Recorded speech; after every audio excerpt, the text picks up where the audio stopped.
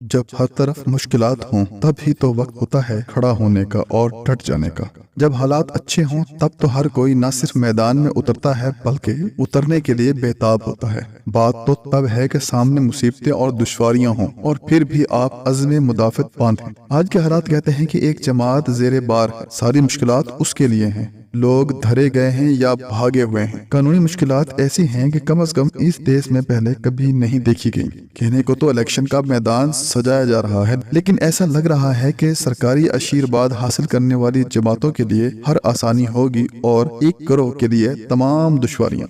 यानी दौड़ तो होगी लेकिन एक फरीक के हाथ पांव बंधे होंगे। इस सूरत हाल को लेवल प्लेइंग फील्ड का नाम दिया जा रहा है और अब तो यूं लगता है कि इसकी तैयारी हो रही है कि ज़ेरे बार जमात को उसकी पसंद का इलेक्शन निशान भी अलाट ना किया जाए। कानून की किताबों में से उज़र तो निकल ही आते हैं और इलेक्शन निशान वाले मसले पर कुछ उज़र सामने आ चुके हैं। हैरानी की बात अलबत्ता यह है कि तमाम मुश्किलात के बावजूद मतून जमात डटी हुई है। मौसमी परिंदे तो होते हैं और जब जबर कार फरमा हो तो कई भले लोग भी मौसमी परिंदों का रूप इख्तियार कर देते हैं।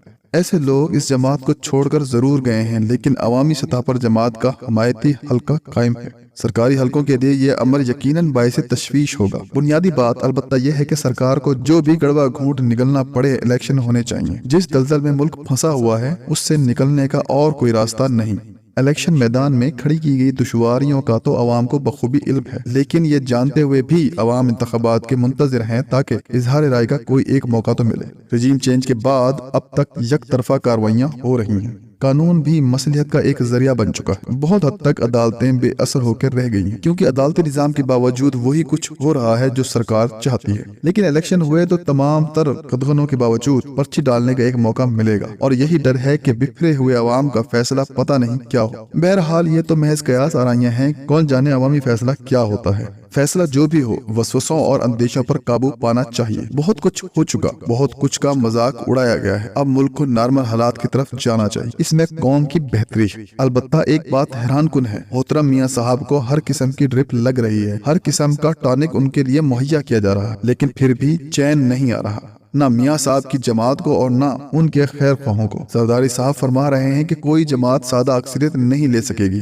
और आने वाले दिनों में कोई मखलूत किस्म की हुकूमत ही बनेगी। अगर यही कुछ होने का खदशा है तो फिर सारी ड्रिपों और टॉनिकों का फायदा क्या। मकसद तो इस सारी मशक का ये था कि मियाँ साहब को इतनी ऑक्सीजन दी जाए कि अक्सरियत में सीटें जीत जाएं।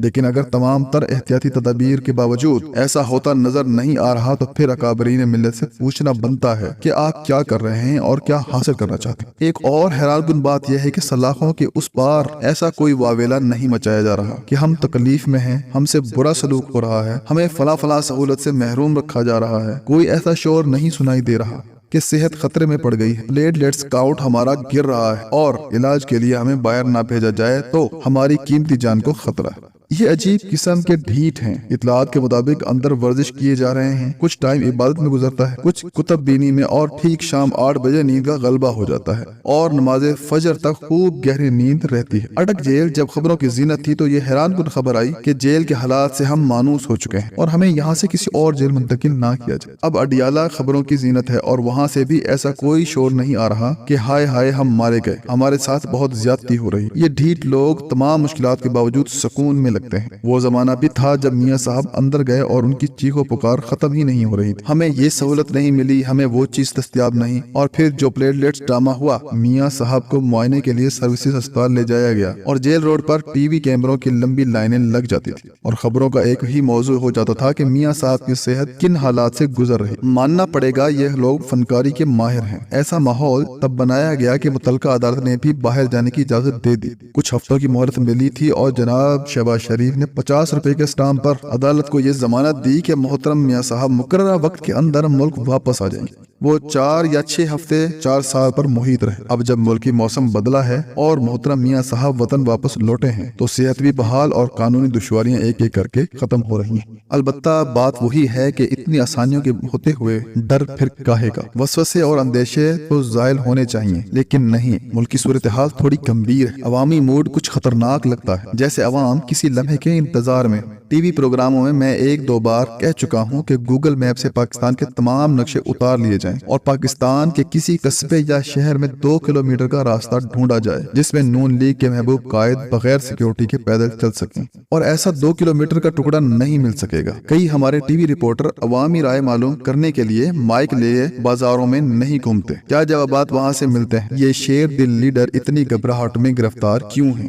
اب ڈرپوں اور ٹانکوں کے بعد اور کیا کیا جائے تاکہ ان شیروں میں کچھ حوصلہ آئے؟ ہمارے ملک میں بہت کچھ ہو چکا، قوم نے ایوب خان کو بھوگتا، پھر یحییٰ خان کو، ضیاء الحق کو، اور پھر مشرف کو۔ وہ ادوار بھی بیت گئے، کوئی چیز دائمی نہیں ہوتی، موجودہ حالات بھی گزر جائیں گے۔ ہاں، ایک چیز دائمی ہو سکتی، نالائکی۔ اتنا تو ہے کہ ہم سے اپنے معاملات سنبھالے نہ گئے۔ کچھ اجتماعی ہنر ہوتا تو 75-76 سال اس طرح برباد نہ ہوتے، ملک کا کچھ بنا لیتے، اقوام عالم میں کچھ عزت ہوتی۔ حالت یہ ہے کہ 76 سال بعد بھی سمجھ نہیں آ رہی کہ قوم کی سمت کیا ہونی چاہیے، قوم کے مسائل کا حل کیا ہے۔ آج کے حالات بھی دیکھ لیجئے، سب کو پتا ہے کہ الیکشن سے کوئی چھٹکارا نہیں، کرانے پڑیں گے، لیکن ٹامک ٹوئیوں سے کام لیا جا رہا۔ مختلف اہداف حاصل کرنے کے لیے مختلف ٹوٹکے آزمائے جا رہے ہیں، کہیں سے تو سکون آئے ریاست کے معاملات میں، کہیں سے کوئی استحکام آئے۔ اور ایک بات کا اعتراف لازمی، جبر و استبداد کے باوجود پاکستانی قوم ہمت والی، مقابلہ کرنا جانتی۔ کتنا کچھ اس قوم نے برداشت کیا، لیکن دلوں میں اب بھی امید کا شعلہ بھڑکتا کہ اندھیرے کبھی تو چھٹ جائیں گے۔